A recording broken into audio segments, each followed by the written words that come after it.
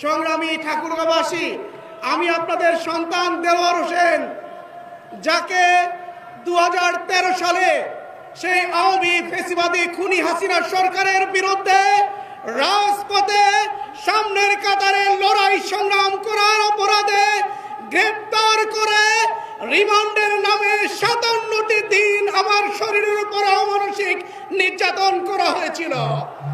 আমার মাথা থেকে পা পর্যন্ত প্রত্যেকটি অঙ্গ প্রত্যঙ্গকে তারা জুলুমের স্টিম লড়ার চালিয়ে এই পৃথিবী থেকে আমাকে বিদায় করে দেওয়ার ষড়যন্ত্র করেছিল। সম্মানিত ভাইরা আমার, আমাকে সেই গ্রেপ্তার করার পরে দীর্ঘ একটানা 4.5 বছর ধরে জেলখানায় আটকে রেখে আমাকে অমানসিক নির্যাতন করা হয়েছিল। সংগ্রামী ভাইরা আমার, আপনাদের প্রতি আমি কৃতজ্ঞতা জানাই। সেই সময়টিতে আপনারা আমার জন্য অনেক দোয়া করেছেন, আপনারা আমার জন্য চোখের পানি ফেলেছেন।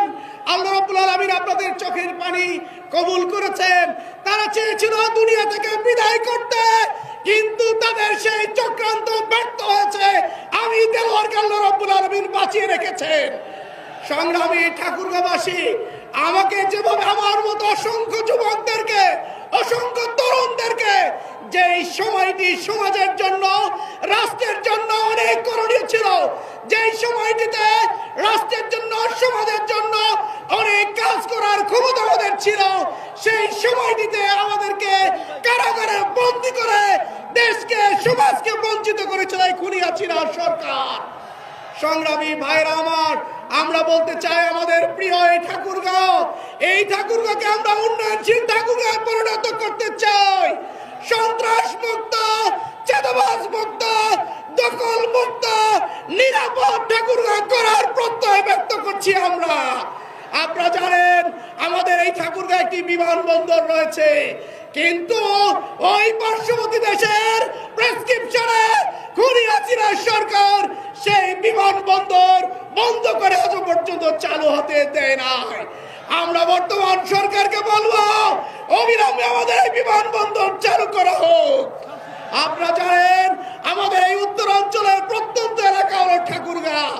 এখানকার অধিকাংশ মানুষ নিম্নবিত্ত আয়ের হওয়ার কারণে স্বাস্থ্য সেবা থেকে আমরা বঞ্চিত।